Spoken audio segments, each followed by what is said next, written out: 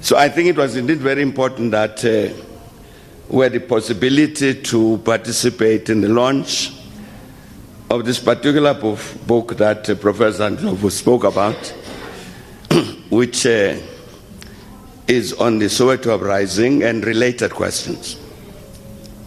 It's an appropriate day on which to launch that book, and I think the discussion we had was important, given that it is Youth Day.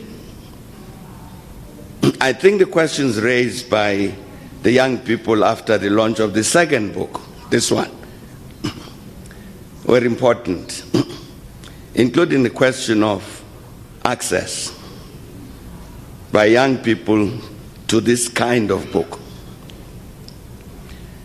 And our panelists did not answer that question. But it's an important question, and I think the CEO of the foundation made an observation about that series of books, The Road to South African Democracy.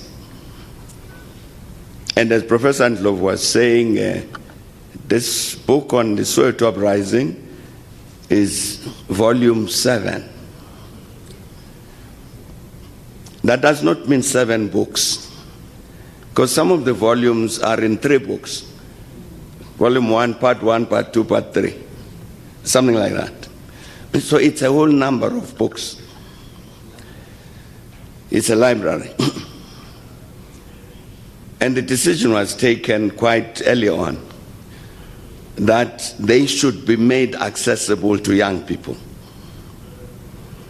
So that process is going on to make sure that these books are accessible. And I think, as Max said, we want to make sure that they are available in as many schools as possible, because they tell a very important part of the story of South Africa. It's a road to democracy, which is why the part of the Soweto uprising is part of that road. It's clear there are many things that stories that have not been told. The mention clearly about the issue of Zimbabwe is important. As Ade said correctly, you know, I'm sure all of you have heard this story that we were involved in quiet diplomacy and get condemned for that. Now, I'm sitting there with the High Commissioner of Nigeria. I'm sure I can ask him to come and talk about diplomacy. I don't know what unquiet diplomacy is. Diplomacy is diplomacy. What people want, when people say it was wrong to follow quiet diplomacy with regard to Zimbabwe, they wanted us to be an advocacy activist group, not to be quiet, to say down with President Mbeki.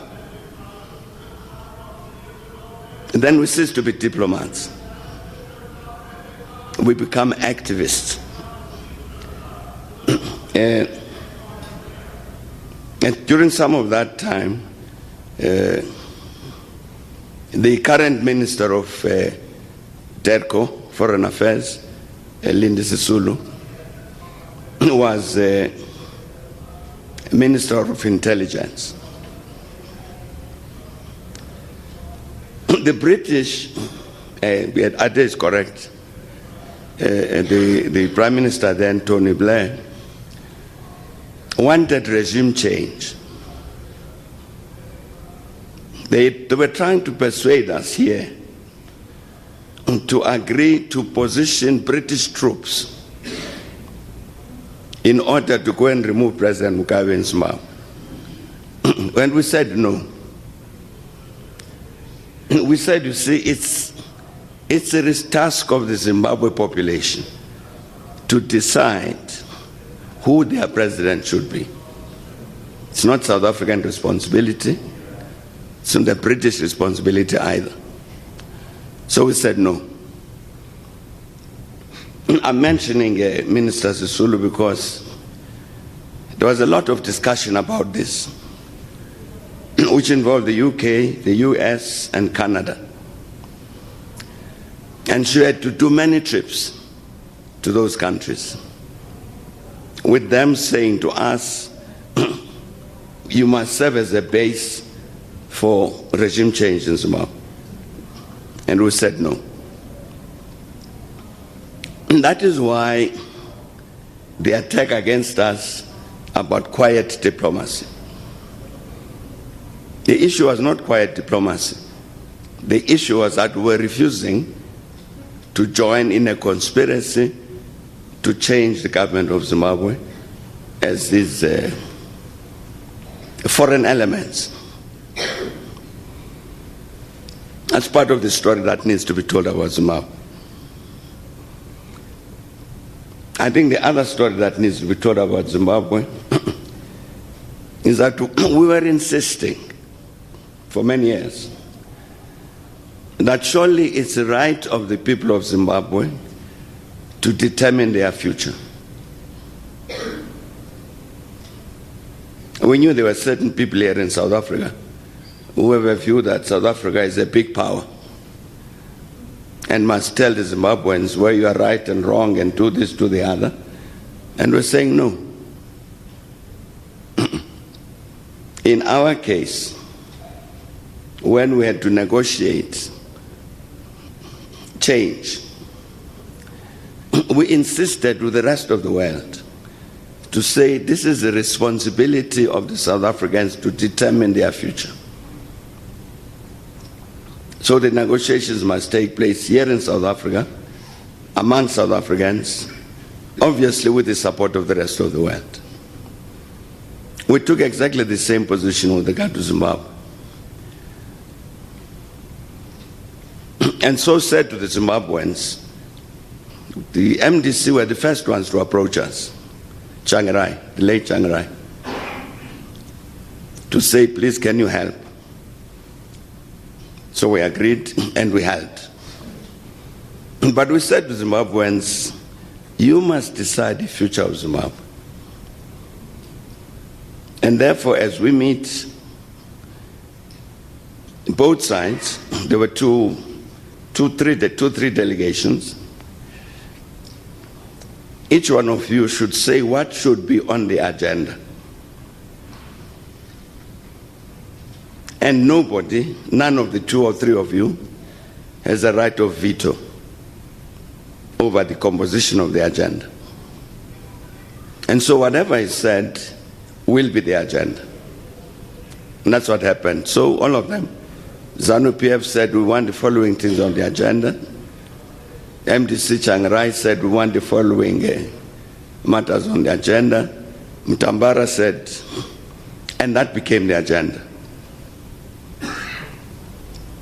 In the end, what happened, as you know, in 2008, was the adoption by the Zimbabweans of what was called the Global Political Agreement. That document was negotiated by the Zimbabweans among themselves. We chaired the meetings, assisted here and there, but it's a product of the Zimbabweans. And was insisting on it.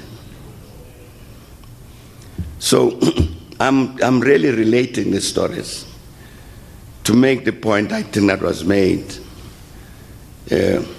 originally by Professor Ndlovu, that I think even as this younger generation, we need to be sensitive to the need to access as much of our history as is possible. It's important. That history is not a dead thing, that the thing happened that time. Because that history has got very important lessons to all of us as part of our growth and our upbringing. Hence the importance of the question that was raised, access to these books by the younger people. I think it's important that we must take on board that historical, the need to capture that history, to be familiar with it. I think also we need to take on board, as the younger people, take on board this matter, that it's our responsibility to make our own future. You see, in that context, therefore, yes, I had some of the discussion about fees must fall. And one of our colleagues said this thing had been promised to us for many years. It was our time to take it. You know, our people here in South Africa need clean water. They need houses. They need good health. They need the eradication of poverty. If all of us have seen examples of poverty, you want to die. I'm saying there are many, many challenges of this kind. We need to end unemployment. We need free education. Now we've got to achieve all of these objectives at the same time. But is it possible to achieve them at the same time? It's not. I'm raising this matter to say to the young people on Youth Day, I'm saying it's your responsibility to make your future. And if we come at it in that way, we, these young people, somebody was saying, are we going to be allowed to lead? I think she was saying that. Sure, by all means lead. But that leadership must also, will include, necessarily, to say, in the national budget, we've got R1 million. How much are we going to spend on clean water? How much are we going to spend on health? How much are we going to spend on creating employment? How much are we going to spend on education and all of that? So, and none of those things can be absolute. You can't say, we've got R1 million, let's spend all of it on health. You can't. So even on the matter of education, yes, by all means, Swisonjov was correct when he's quoting decisions of the ANC of 1924, free and compulsory education. But you got to pay for it. So you can't avoid, as a leader, you can't avoid having to take decisions about, with regard to all of these challenges, how do I handle them? As a leader, young people who are leaders, of course you can abandon the leadership and become a faction. I'm a faction preoccupied only with this one topic, which must take precedence over everything else. But that's not leadership. But I'm saying for the young people, I think this morning of Youth Day has raised that issue, including the last session. When we talk about, for instance, this Mbeki leadership, what was it? What did it constitute in? What did it address? Was it successful? Was it unsuccessful? Was it good? Was it bad? The earlier section was about the same thing. So I think what we do today, I hope, we live with this idea as the younger generation, current young generation, that everything points to the need for us as young people to position ourselves in such a way that we're able to exercise this leadership. Bearing in mind that to do so correctly, we must be sensitive to our history and what it teaches us, and we must be sensitive to the fact that in the end, what we can do and what we can realize only happens in the context of the society. It's not only as I wake up in the morning and I dream that I can fly an aeroplane, that I'll be able to fly one. What are the objective circumstances of our society? And therefore, as young people want to lead, what would we do to achieve this and that and that and that in the context of this society? I think it's very important to, as we conclude today, to say, how do we become real leaders? Thanks for coming.